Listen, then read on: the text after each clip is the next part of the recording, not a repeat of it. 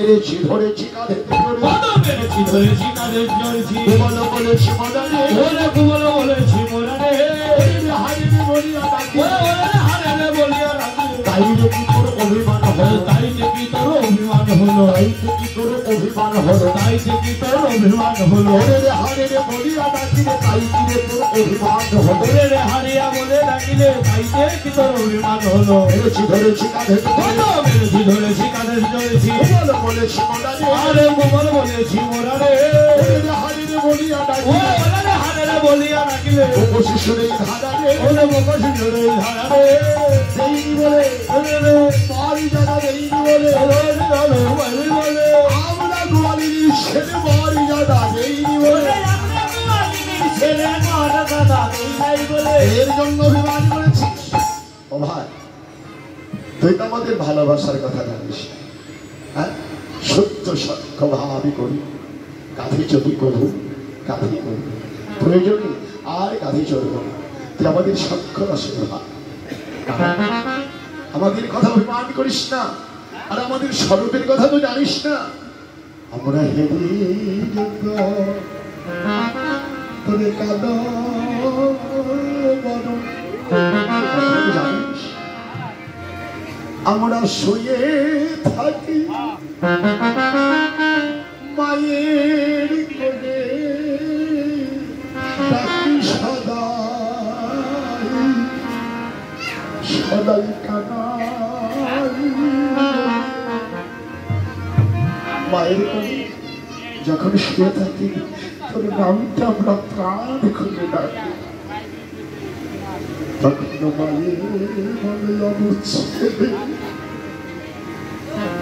এখানে তোদের কানাই কোথায় অবশ্যই তোরা তো তোদের মায়ের করে শুয়ে আছিস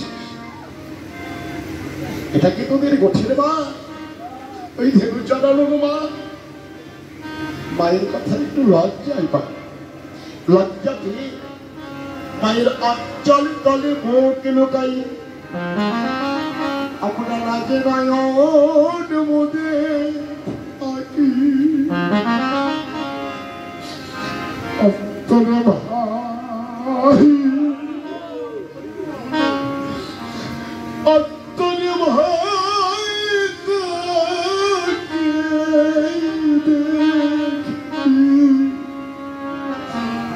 দেখি তুই যেন ভাই দাঁড়াইয়ে আছি তুই যেন ভাই দাঁড়াইয়ে আছি তুই যেন ভাই দাঁড়াইয়ে আছি দেখি তুই যেন ভাই দাঁড়াইয়ে আছি আমাদের নীতি কদম কদম ঘুরবে তুই যেন ভাই দাঁড়াইয়ে আছি আমাদের নীতি কদম বলে তুই যেন ভাই দাঁড়াইয়ে আছি ওরে নিদানি মন্দির আলো করে তুই যেন ভাই দাঁড়াইয়ে আছি ওরে হৃদয় মন্দির আলো করে তুই যেন ভাই দাঁড়াইয়ে আছি ওই যে ত্রিভঙ্গ কি বোঝাবে তুই যেন ভাই দাঁড়াইয়ে আছি ত্রিভঙ্গ কি বোঝাবে অধারে মৌরলি ধরে অধারে মৌরলি ধরে কি বোঝাবে অধারে মৌরলি ধরে ওই যেন ভাই দাঁড়াইয়ে আছে সরবের কথায়ও সারা দেব শ্রীরাম মনে মনে ভাবছি কানাই যখন অভিমানী করেছে আর কানাইকে ডাকবো না আমরা আমাদের মায়ের করে ফিরে যাবো যখনই যাই উদ্যত হয়েছে আমরা পিছন থেকে ডেকে বলছি ও শ্রীরাম দাদা আরে দাঁড়াও শোনো শিশুগণ করি নিবেদন স্বরূপে কহিল তোরে মনে রে হারে রে বলিয়া ডাকিলে দ্বিগুণ বানায় করি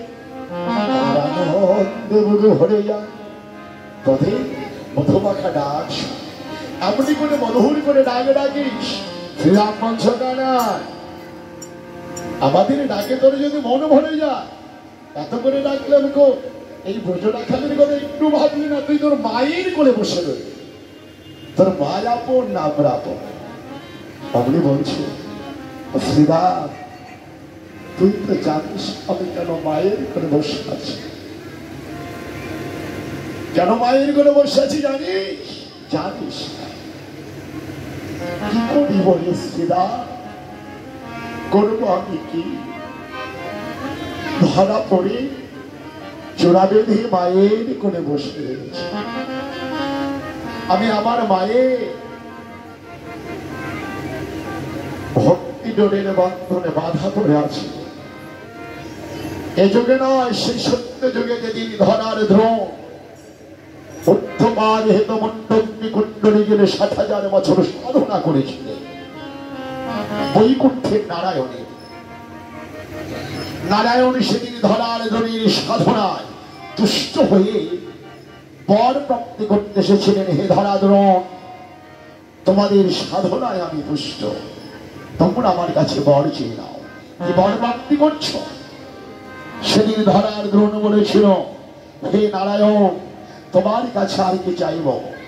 ধন চাই না, জন চাই না, ঐশ্বর্য চাই না, আমাদের একটাই নিবেদন, আমরা যেন তোমাকে পুত্ররূপে লাভ করতে পারি।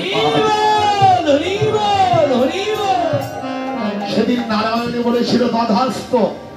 এ যুগে নয়, সত্য ত্রেতার পরে দাপর যুগ, অষ্টবিংশতি যুগ পরে যেদিন অসুর মহিলার নিমিত্ত বৃন্দাবনে নররূপে লীলা করব, সেই দিন পুত্র হয়ে তোমার মনস্কামনা পূর্ণ করে হরিব।